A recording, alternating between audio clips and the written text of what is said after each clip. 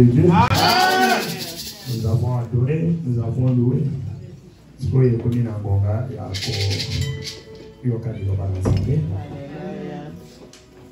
parce que il c'est la parole de Dieu qui nous réunit ici chaque fois. Les alliés pour la liloba ya motuté, les liloba pour ya nzambe, o yezo ya pour la kolobela la biso, pour la kosale la biso, tant que tozali kozwa ya mope tozali kocha yango en pratique. Amen bana na nzambe. Amen. Amen et les bonnes na nzambe. Amen.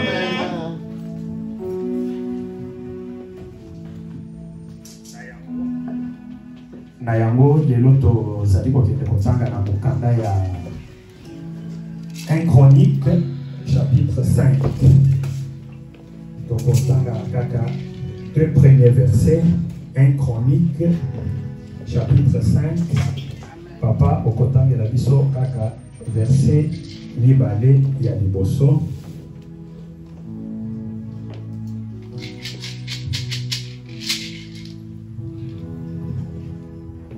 Amen, amen, amen, amen, amen, peuple de Dieu. Amen.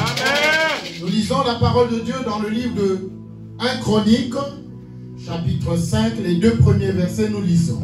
Amen. Fils de Ruben, premier-né d'Israël, car il était le premier-né, mais parce qu'il souilla la couche de son père, son droit d'aînesse fut donné au fils de Joseph, fils d'Israël. Toutefois, Joseph ne dut pas être enregistré dans les généalogies comme au premier-né.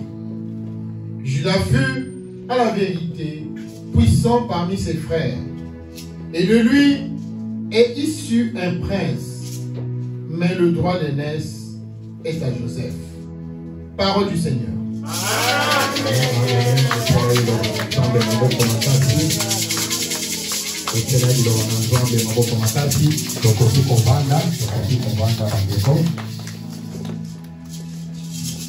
Deko mwasi deko mobali na pesi bino nyonso mbote na kombo na Yesu Kristo. Ezali esengo makasi kokutana encore une fois de plus na esika oyo pour ete toya koluka elongi na Nzambe. Tozali chaque fois qu'on se rappelait que année 2023 ezali année à délivrance économique. Bula oyo yona ngai il faut tosima oyo ya biso. Ba misala na biso oyo tozali kosala ekende liboso. Oyo bana na biso pe bazali kosala ekende liboso. Tobika vraiment loboko na Nzambe na kati na bomoi na biso. Tozala vraiment être appelé enfant de Dieu, digne d'être appelé enfant de Dieu. Amen, peuple de Dieu. Amen. Année de délivrance économique. Tango tozali kolobela année à délivrance économique, donc ezali bokangoli ya ba finance lisala na biso oyo ekangami quelque part. Parce que bakoki kokende te ko délivrer mutu soki mutu wana azali akokangama te. Ba délivraka kaka mutu oyo azali akokangama na minyoko oyo azali kokangama ya kokangama na boloko ya munguna quelque part. Le mutu oyo bakendaka bazali kokende kokangola. Awa année oyo ezali année ya délivrance économique, ezali pour être Zamba a monique na oyo nyonso tozali kosala dans tout ce qu'on est en train de faire. Nous juste là nous ne vivons pas encore comme enfants de Dieu dignes d'être appelés enfants de Dieu. C'est comme ça que le Seigneur a donné le message à travers son serviteur qui est notre Père spirituel de dire aux enfants des centres de réveil du monde entier que cette année-ci est une année de délivrance économique. Pourquoi? Parce qu'il a trouvé que quelque part nous sommes bloqués. Tout ce qu'on est en train de faire, du 1er janvier au 31 décembre, on fait semblant d'être bien, mais en fait, Amen, peuple de Dieu. Amen. bazali na kokende kokangola kaka motu oyo akangami quelque part na boloko lokola bafinance na yo lokola bafinance ndeko songolo lokola bafinance ndeko pakala ekangami na makati na maboko ya monguna nde nzambe alobi ke cette année-ci donc c'est une année de délivrance il faut isala na bino nyonso efongwa nde tolobaki que chaque fois quand il y a un problème na kati na bongo ya bato ndenge tozali boye souvent nous attaquons les conséquences. La conséquence, c'est de chaque fois pour attaquer. Mais chaque fois qu'on attaque les conséquences, nous allons au monde vraiment solution à ma capacité. Nous allons que ce soit dans n'importe quel domaine. Même dans le cas de la même dans le cas de la camarade. Ce qui est le cas le pourquoi les Camerounais ont été donc il n'était qu'à attaquer les Camerounais déjà ici non plus va donc là c'est mon bouquet t'as la bonne année les Camerounais ont été à niveau haut les causes de malédiction awa boy tant que vous allez colober là que ma finance à monsieur Zali à Kokangama ezali lokola etumbu oyo tozali ezali likolo na biso okoki kozala na ba domaine mosusu ozali bien ozali kosala musala ozali kobota ozali kokende kosala gauche droite mais oyo etali bozwi ya mokili oyo les matériels quelque part là c'est bloqué donc c'est pour cela j'ai dit tu peux faire semblant pendant la journée que tu es bien parce que parfois tu as des $20 $30 $40 $50 mais au juste quand tu regardes en globalité, tu n'as absolument rien. Vous allez dans l'autre côté. Ça, ce sont seulement des miettes que tu es en train de compter et tu te contentes de ça. On a dit la fois passée que non. Si nous avons la possibilité de voler comme aigle, pourquoi on doit voler comme un oiseau de passe-pour? Donc, vous allez voir dans l'ensemble. Papa n'a pas allé de Mukolo, il y a des biloko nyonso. Pour n'a ni de se contenter de la satisfaction. Non, Neko. Il faut la excellence, il faut la licolo, il faut la oyote. Le Seigneur peut te donner plus que ça. T'acheter une nouvelle voiture, ça ce n'est pas une bénédiction avec laquelle tu vas te contenter non plus. Parce que le Seigneur peut faire plus que ça. La voiture, ce n'est rien. La maison, ce n'est rien. Il y a des gens qui dorment dehors, à la belle étoile. Donc c'est pour dire que la maison ce n'est rien, la voiture ce n'est rien. Le Seigneur peut te donner plus que ça. Nayango na ndetolobi. Lokola kozanga biloko oyo na samokili awa bozwi. Oyo. Ezali lokola etumbu oyo batie likolo ya moto. Etumbu wana ezali kotala kaka côté financier. Nous nous sommes basés la fois passée sur na mukanda ya Genèse 4, 11e jusqu'au 16e verset. Le Seigneur dit à Caïn que maintenant, tu seras maudit. En tout cas, c'est le Seigneur qui dit ça à Caïn. Quelle était la raison? Pourquoi? Quelle était la cause de cette malédiction dans la vie de Caïn? Parce qu'il avait peur. Il avait versé le sang innocent. Il avait tué son frère. Donc nous sommes dit comme première cause, il y a malédiction, il y a ozanga, bozina, bokili oyo, et qu'on peut vous la temps vous allez vous sopa, bakila à l'innocent. Amen, peuple de Dieu. Nous avons dit que non. Au moins côté de Maolobi que non, moi je n'ai jamais tué. Je n'ai pas tué quelqu'un. Mais il y a quelqu'un peut-être quelque part que tu as fait du mal. Et ce quelqu'un-là, il est en train de pleurer chaque jour. Quand il pleure là, il est en train de crier vers l'Éternel. Donc c'est ça le sang innocent que tu as versé, qui est en train de crier à l'Éternel jour et nuit. Regarde l'Éternel, qu'est-ce que c'est ton enfant, ce qu'il a fait. Regarde ceci, regarde cela. C'est ça le sang innocent. Caïn a tué son frère. Directement, le sang de son frère est allé crier à l'Éternel. L'Éternel est descendu. Il a dit, Caïn, qu'est-ce que tu as fait? Nous avons vu comment Caïn était devenu même insolent envers l'Éternel. Il dit, suis-je le gardien de mon frère? Alors le Seigneur lui a dit, comme tu as fait comme ça, tu as versé le sang innocent. Maintenant où je te parle, Caïn, la terre ici qui a ouvert sa bouche pour recevoir de tes mains le sang de ton frère ne te donnera plus la richesse. Regarde là où vient la malédiction. C'est comme ça que Caïn est parti. Il a commencé à travailler. Il travaillait, mais c'était seulement pour manger. Mais pour avoir la richesse que cette terre nous donne, Caïn n'en avait plus. Il travaillait, il se contentait que de miettes pour nourrir la famille. Mais avoir des richesses que cette terre peut donner, niet. Caïn n'a pas eu ça. C'est ça ce qu'on a vu comme première cause. Première cause. Et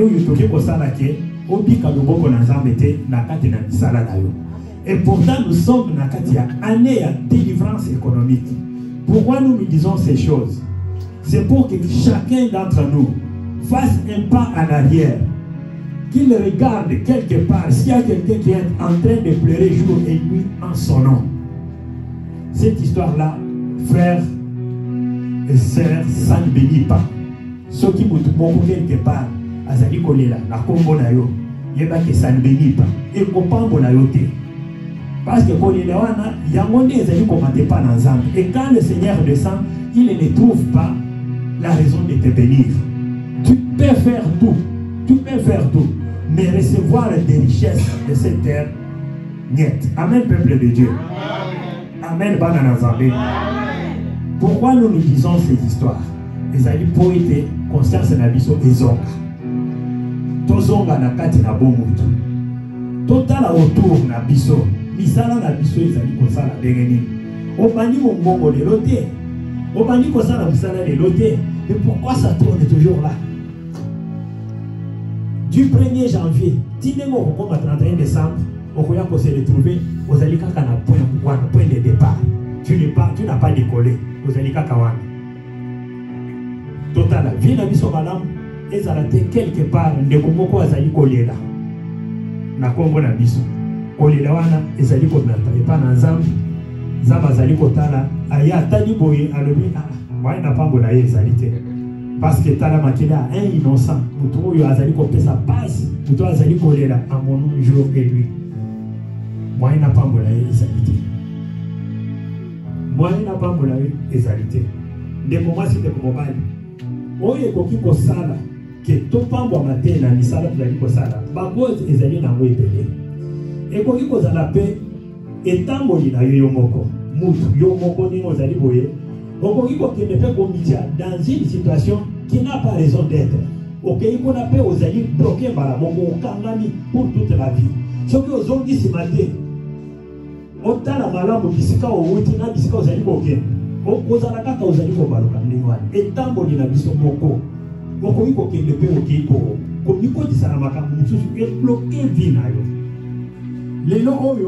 Ces histoires ne se disent pas dans l'église.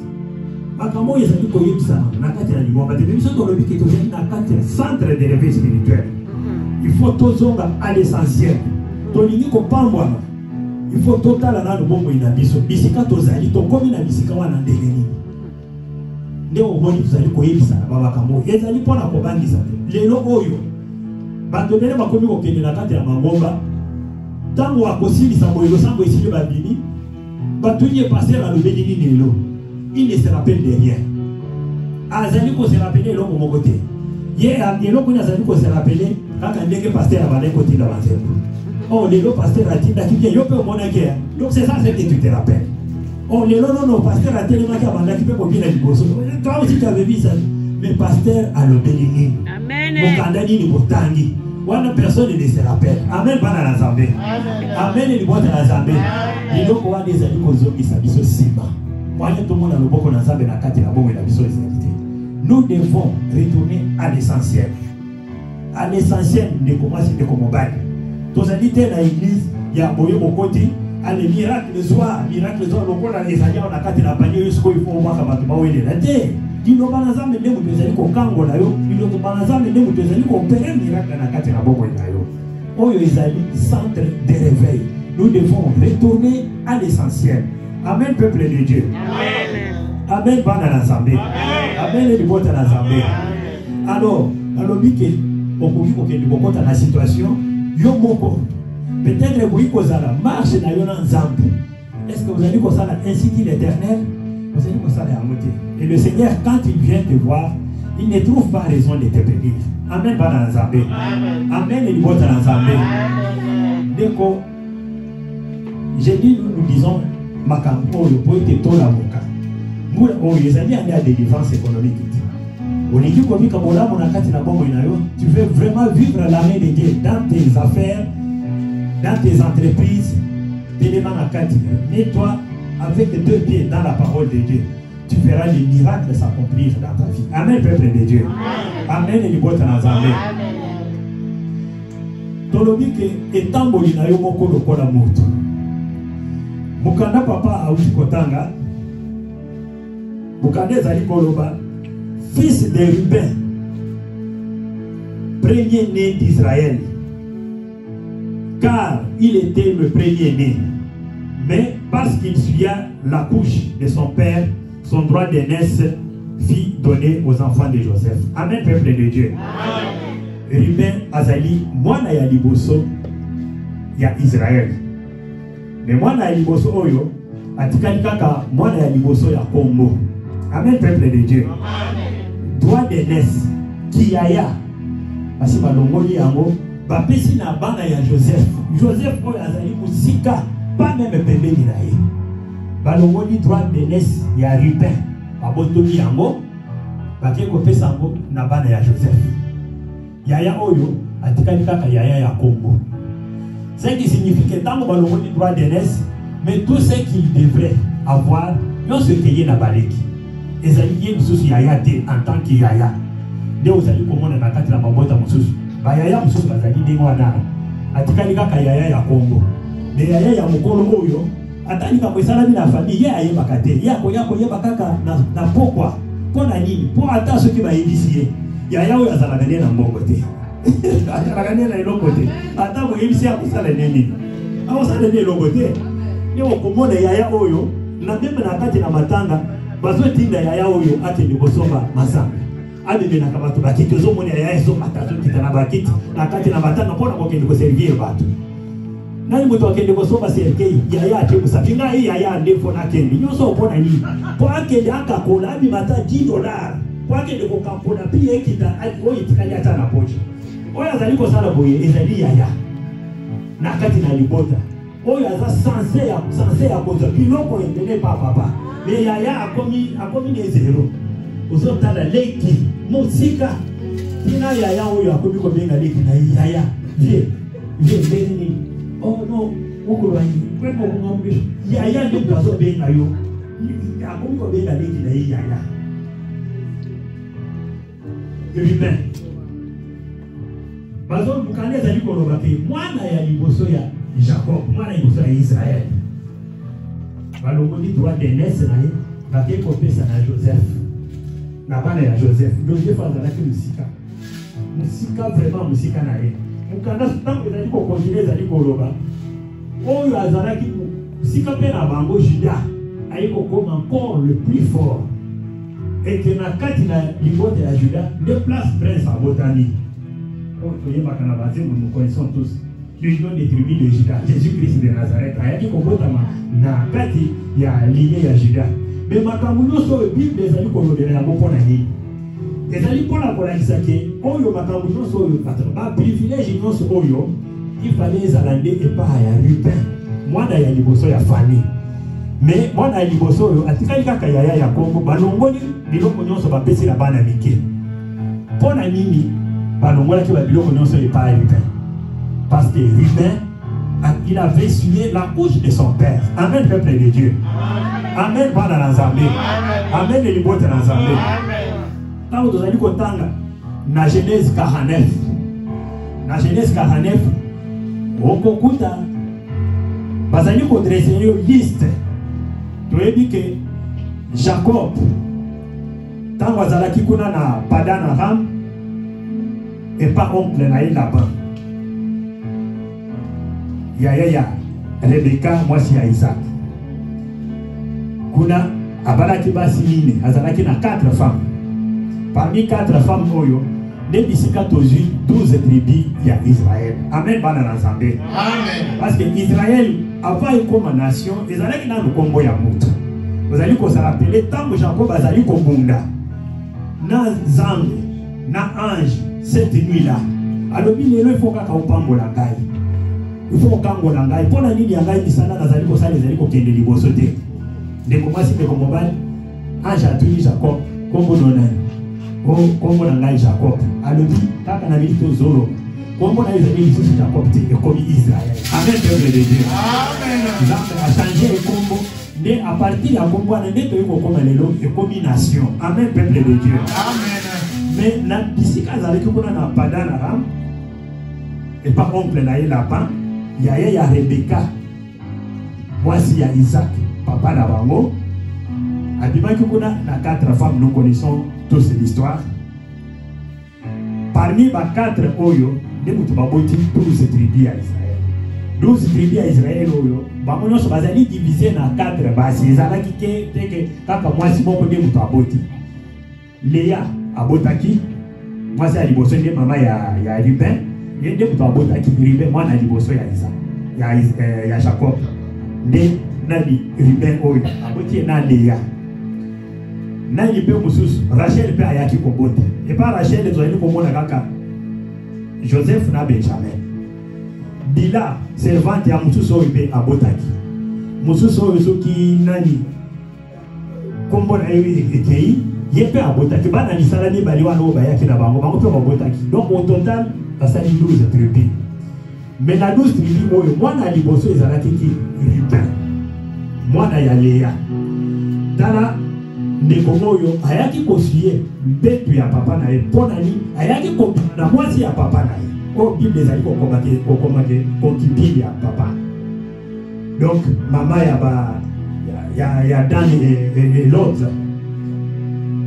Dan na l'autre là le nom m'échappe, mais une des concubines. Donc lokola maman na eleki mwasi ya papa ye mwana liboso ayiko bima na mwasi ya papa na ye. Papa alioki sango atike eleki ndenge wana.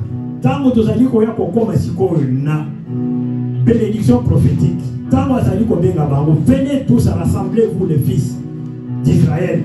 Venez maintenant, je vais vous dire ce qui va se passer dans votre vie, dans l'avenir. Amen, peuple de Dieu. Amen. Et comme il moment ici, il la bana. Qu'est-ce que Jacob dit? Azali kobenga Ruben, wana na ya liboso. Toi mon premier-né, azo pese bako, la force de la guerre. Ceci, c'est là, ceci, c'est là. Alors il a dit, mais tu n'auras pas la prééminence. Amen, peuple de Dieu. Amen. Alors il y a des choses qui parce que tu avais sué la bouche de ton père. C'est pour dire que dengue bana bazali kotambola, dengue tozali kotambola boina samoki. Erreur ekoki koya.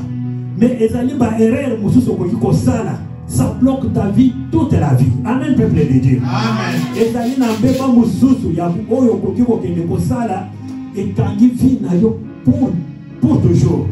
Au télébi okomi koluka gauche droite, okomi koluka gauche droite, ozali koyeba te bisika nini okendeki konyata. Tala Ruben, mwana Israël, premier né. Ndekoyo atikali kaka mwana Israël ya kombo. Mais bozui ya biloko nyonso ya boki batangi awa na mukanda alobi ke droit de naissance balongoli on a Ruben bapesi na bana Joseph mwana kuna musika oyo Juda ayeko comme encore plus fort koleka bango nyonso nyonso balongoli mpona ni parce que yaya abebisaki. Amen, peuple de Dieu. Amen. Amen, bana na Nzambe. Amen. Wana ezali deuxième cause oyo ekoki kosala ke mutu lelo abika bolambo ya mokili oyo te obika bolambo biloko ya mokili richesse oyo mabele oyo richesse oyo mabele oyo epesaka biso yo obika yango te. C'est une des causes oyo koki komona vie ya mutu bloqué pour toujours. Ceux qui osent qui se mater, si tu ne fais pas un pas en arrière pour savoir place ni na cause à la BBC vie na yo ko continuer kaka ndeko année de délivrance économique, je continue à la kaka boye, nous allons combler la kaka, délivrance économique. Si tu commune à décembre, et l'eau va t'en beaucoup de salité. La kate la bombe est là. Peuple de Dieu, tout élément, tout zonga, la kate na biso. Babé, ba mususu okoki kosala. Okoki kosala, nous sommes sur la terre, des humains. Mais mususu oyo okoki kokende kosala, ça peut bloquer ta vie complètement. Et bloquer vie na yo complètement. Et porte à criminalité. L'humain est resté comme ça. Des années. Si tant que Moïse a écoué. Amen, peuple de Dieu. Amen. Moïse était à tant que Moïse a écoué. A écoué la tribu à Ruben. Kuna bango ba avansakate. Ils n'ont rien. Bango ba kena kanibose te misère kaka na misère. Moïse a taillé à l'opinion. Parce que Zani Maloba. Oh, papa alobaki na maloba mususu nazali kokende kolongola nde tina oyo tozali komebela na makambo oyo ya liboso ozongi nano toi-même ozala conscient que likambo ekoki kozala likambo oyo ekoki kozala ya solo ombie ça touche ma vie oluki basali na nzambe vous priez balobi maloba po ete ndemba wana malédiction wana elongwa likolo na yo Moïse azali kotala Ruben alobi nono que les hommes des Ruben vivent. Bango pe bazali na droit ya kokende liboso. Bana nyonso ya mibali na kati ya libota ya Ruben. Bango babale kokufa soko tali pe na nombre ya bato na kati ya libota ya Ruben. Bango kaka ndi mutu bazalaki muke. Moïse a dit que Ruben vivent. Que ces hommes aillent de l'avant, va se multiplier aussi. Va se m'appeler bon-même. Des malédictions, oyo papa tika ki mutamela. De yaki kolongwa likolo ya Ruben pe akomi kobika loboko na Nzambe. Amen, peuple de Dieu. Amen, bana na Nzambe. Amen, libota na Nzambe. Nyonso tozali koloba pona nini parce que awa na sa mokili ndenge toya boyi na sa mokili tozali na mission oyo Nzambe atinda na mission na mokili.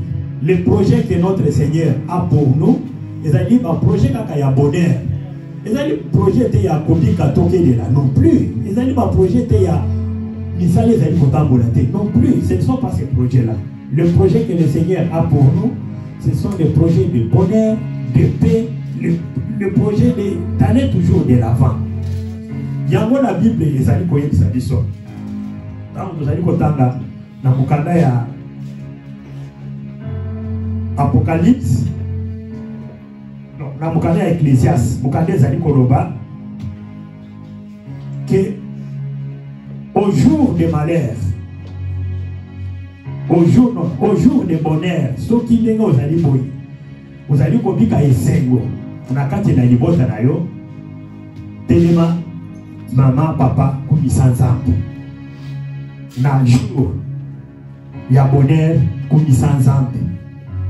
Mais tant que vous allez comprendre et l'autre tant que vous allez comprendre la nakati na bongo ina yo au jour de malheur réfléchis téléman deko aussi ba oyo ezali kokende liboso te osala oyo ezali kokende liboso te on banda une démarche tu commences une démarche ça se limite là tu fais venir les histoires tu ne parviens pas à couler ces marchandises même les marchandises arrivent mais ça tourne toujours comme ça tu t'attendais avec beaucoup d'argent. Mais qu'à la fin de la journée, tu trouves que tu as gagné que tes miettes. Mets-toi encore une fois de plus debout, réfléchis. C'est ça ce que la Bible nous demande. Au jour de bonheur, si tu trouves que le Seigneur t'a béni, c'est pas là. Réfléchis. Non, c'est pas là. Si tu trouves que le Seigneur t'a béni. Mais si tu trouves que malheur est allé dans la carte de la bombe, tellement ma colonie va aller, bandana ni kokanisa. Pour la ligne aux animaux qui est de kokanisa. Amen, peuple de Dieu. Amen, il est bon à la Amen. Quand aux animaux qui est de koya kozonga na kati na mukanda ya shop. Mukanda les animaux qui est de parce que le malheur des animaux ne gère pas de la poussière. Job dit dans ali kolova ma be oyo ezali koyela biso ezali komuta na mabelete ma be oyo ezali komuta quelque part ya monde mukande ezali koyela OK no tango malere ezali koya telema kanisa nanu mane oyo koza ezali komuta wapi telema kanisa ndeko basi ndeko mobali kokende komema vie na loyengete ozali kaka koloba nono nyoso Donc, Nzambe yemoko ayebi. Oui, bien sûr, Nzambe yemoko ayebi. Ayebi. Nzambe yemoko ayebi. Avanda kipe likolo kuna, azali kotala, kaya azali kosilika, azali kokamata libanga, azali komande kona ye. Mais Dieu était là. Le Seigneur était là en train de regarder. Il est venu qu'après demander à Caïn, mais qu'est-ce que tu as fait? Pourquoi il n'a pas intervenu avant? Il a fait toute la force, tout le pouvoir de descendre même, s'intercaler entre Caïn et Abel. Dire à Caïn, non, tu ne tueras pas ton frère. Mais le Seigneur est là, il le regarde. Caïn est en train d'assassiner son frère. C'est après seulement qu'il descend et dit, mais Caïn, et donc on dit, non, non, ça. Comme s'il ne savait pas, mais il le savait. De quoi Abel Azali Kokende, Nassama Belé Boubé, pourquoi? Parce qu'il a fait ça qui confiance dans le Koraï. Amen, peuple de Dieu. Vous avez confiance, non, c'est mon grand frère. Il ne peut pas me tuer, il ne peut pas faire quelque chose. N'engayez pas aux alliés. Vous allez comme on a que bande, comme on a quatre la libote, alors vous allez comme on dit ça, vous tout moi. Non, non, non, ce sont mes frères, ils ne peuvent pas me faire quelque chose. Ils vont te faire quelque chose quand tu seras déjà enterré. Amen, peuple de Dieu. Amen. Amen, pas dans l'ensemble. Amen. Tant que vous avez déjà dans sa mabelle. Place Adam na Eve Babanaki, ils ne savaient pas que leur enfant était déjà du malin. Ils ont ouvert les yeux quand Abel est mort. De commencer de Komobani. Tant que vous allez comme on a, Makamunos Oyo, qu'aucun de côté le matin que nous avons yemoko ayebi. Le Seigneur fait sa part, toi aussi tu dois faire ta part. Amen, Banana Zambé. Amen. Amen, Libota Zambé. Amen. Motuna ezalika kamoko. Pour la tombe ya lelo. Ndenge ozali boyi, ndenge nazali awa. To mituna oyo. Peto pesa yano, kaka biso moko na kati na motema. Ukande ezali koloba. Au jour de bonheur, sois heureux. Et que au jour de malheur, réfléchis. Ndenge ozali boyi. Ozali motu. Ya kotelema, osepela. Ou bien ozali boyi ya kotelema, okanisa. Ni fait sa réponse na kati na motema na romoko. Amen, peuple de Dieu. Amen. Amen, il porte la Zambé. Amen. Ni fait sa réponse na kati na motema na yo. Tant vous allez porter la vie na yo mobile. Vous allez motu ya kosepela ou bien vous allez motu ya kotelema na ah. Pour la nini makambo ezali ko ya okanisa.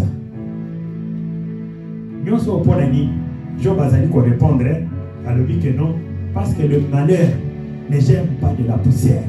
Malheur oyo ewutaka na mabelete. Il faut y aller quelque part. Tolobaka yango chaque fois na combat spirituel. Tolobi ke mabe kozala eye. Mais regarde derrière ces malheurs qui t'arrivent, il y a toujours une main noire quelque part. Quand nous disons ces histoires, peut-être les autres disent que non, l'église de réveil, vous savez, la maman est à Kokabola, la famille. Famille n'a plus essayé Kabola dans mon cas là. Non, nous sommes au Kabola. Famille n'a plus pas déjà Kalao. Il y a bien beaucoup, il y a dit. Disons que nous avons dit mais c'est ça ce qu'on est en train de dire. Pour qu'on ait dit que non, l'homme aura comme premier ennemi les gens de sa propre maison. Quand on va dire que non, la libote n'a pas bien. Il y a des gens qui ont non, non, il y a des gens qui ont libote n'a pas déjà calme. Ok, nous avons fait ça forte dans la carte de l'Igomate. L'église est allée couper ça au début de l'Obanazam. Au téléma, au canisa, au talana, le bobo et la yonegeza. Ruben a dit qu'il y a Israël et à Combo. Et non comme société. Mais bon, je suis pesant pour vivre comme un enfant de Dieu, digne d'être appelé enfant de Dieu. Et ça n'a pas de société. Il y a comme moi à Combo. À Combo, je suis fils d'Israël. Premier fils d'Israël. Moi, je suis à Jacob. Moi, je suis l'aîné. Mais l'aîné a été quelqu'un à Combo. Par contre, quand il a été petit, il y a dans ma tante, il y a des gens qui ont se présenter pour que non, bâti dans la gauche, droite, comme le voilà, voilà, bâti. Il n'est pas beau, il n'est pas beau. Quand on a gagné quelque chose. Mais moi, il y a des gens qui ont grand frère. Il y a des gens qui ont bota. Amen, peuple de Dieu. Mais parce qu'il y a des gens qui ont bébé, il a suivi la couche de son père. Talabisika, ma belle kotaki na kati na libota. Ce matin, cet après-midi, vous allez vous dire, otelema osepeli ou bien ozali mutu apokalisa mituna mutuna yo moko na kati na motema tozali na kati ya année de délivrance économique. Nous ne disons tozali koyebisa na makambo nyonso oyo po ete mayele na biso efungwama topika lopoko na nzambe bana na nzambe dini d'être appelé enfant de Dieu baoyo bazali libanda bazali kotala biso ali ndeko vraiment azali mwana na nzambe tala ndenge misala na yo bwana tala oyo baoyo bazali libanda bapesaka témoignage amen bana na nzambe amen ni bota na nzambe totele makabandeko tokanisaka mukande ezali koloba au jour du bonheur sois heureux au jour du malheur réfléchis pourquoi? Parce que le malheur ne gêne pas de la poussière. Mabeo yé la kabiso et où t'as ma vérité. Ça vient toujours de quelque part. Oh azali koloboye azali Job. Job que toi et moi nous connaissons expérience. Oh il y a sali à réclamation. Tout un père de famille. Tout un père de famille. En une journée il s'est retrouvé par terre. Bibwele koufi bana ba koufi. Donc bana misala bakufi donc atikali na eloko atambo kote eloko etikala kine na maboko ezalini kaka mbanzi ya kokendo kosegrate na ngoma kwanza oyo dimakie na zoto yende mutazali koloba mabe oyo ezali koyela biso bande kobosa attention ça ne gère pas de la poussière ezali kouta quelque part oyo non ezali koyela biso et vous taka quelque part koyo ni papa mbola biso to metali lo bakazani ngoko.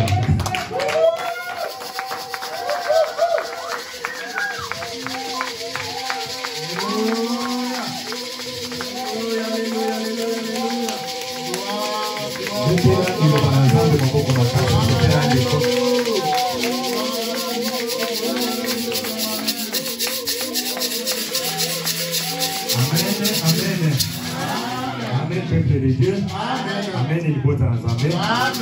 Montez les mains, vous allez côté de vos sables là.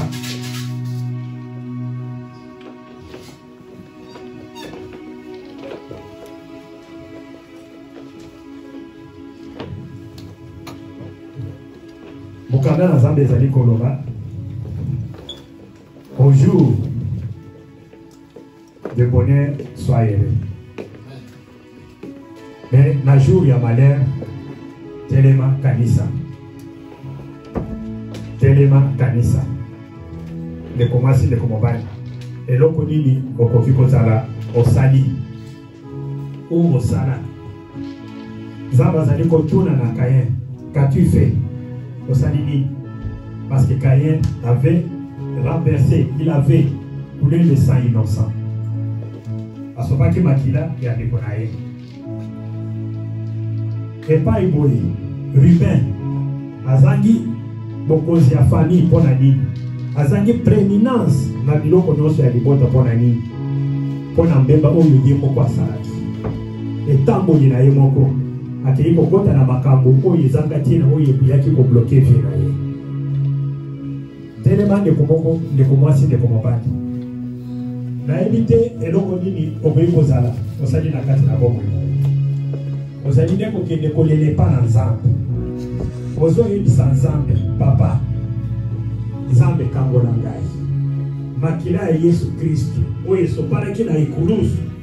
Et qui t'a dit colonna ngai. Que le sang de l'Éternel, que le sang qui a coulé sur la croix, descende sur moi. Que le sang, ce sang me purifie. Makila oyo elongola. Oyo non se zali ko komisa kombo na Nzambe te. Na zoto na ngai. Na lingi pe mabika.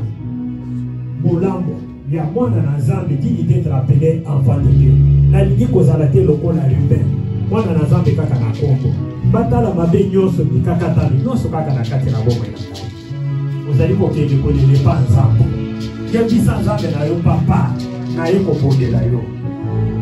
Belela kombo na Nzambe na kati na bomoi na yo. Nzambe akangola yo. Alongola oyo nyonso ezali kokomisa kombo na Nzambe te na kati na bomoi na yo. Obika pe bolambo. Dene la Nzambe tobondele na kombo na Yesu.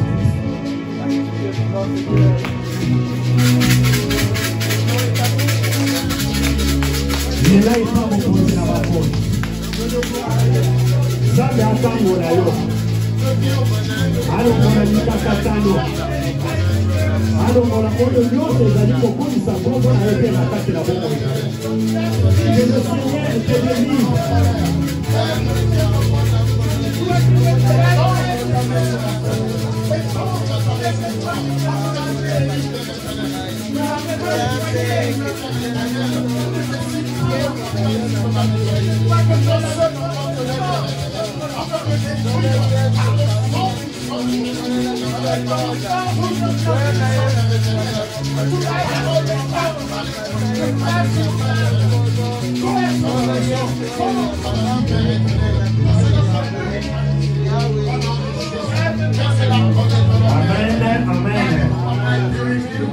Amen, Bwana Nzambe. Amen, le peuple de Dieu. Amen, le bon Nzambe. Eko Tovan.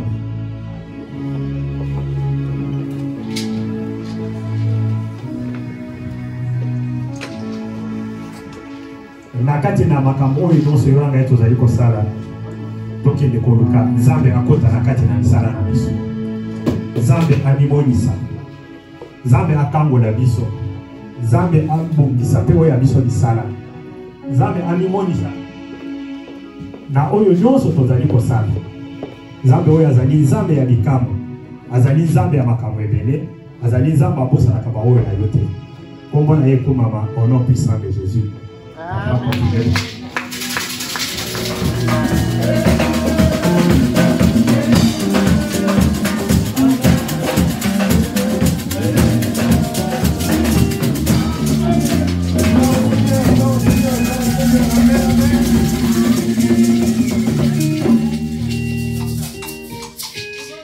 J'ai oublié une sœur là, vous direz. Ah ben voilà. Oh, les trois sœurs, venez. Soyez les bienvenus, les trois sœurs. Et pas français? Venez les trois sœurs, venez. Vous allez dire votre nom, ok?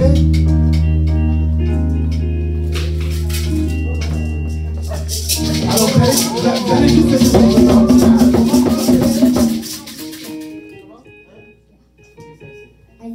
Oh, la sœur Alicia. Bienvenue, sœur Alicia. Ariana, vous êtes du bon? Non? Ok. Bienvenue, sœur Ariana. Et ma sœur, ma petite sœur. Amata.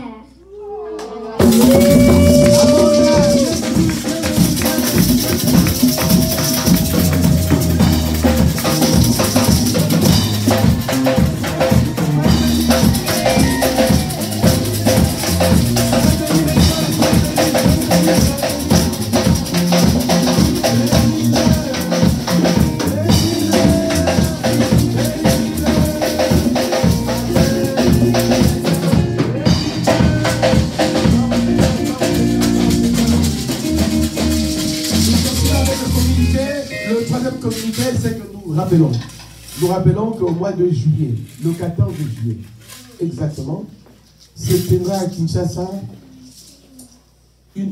disons un programme spécial. Et il est demandé à tous ceux qui veulent participer à ce programme spécial pour Kinshasa, à cette convention spéciale, de se faire connaître. Comme ça, on pourra organiser le programme ensemble et voir effectivement comment on peut déjà nous arranger pour les prix. Ok? Donc faites-vous connaître auprès du papa secrétaire, comme ça on pourra s'organiser pour le programme. Amen. Gloire au Seigneur, gloire au Seigneur. Alors je crois qu'il n'y a plus de communiqué, on va seulement prier pour la fin du culte. On va prier pour la fin du culte.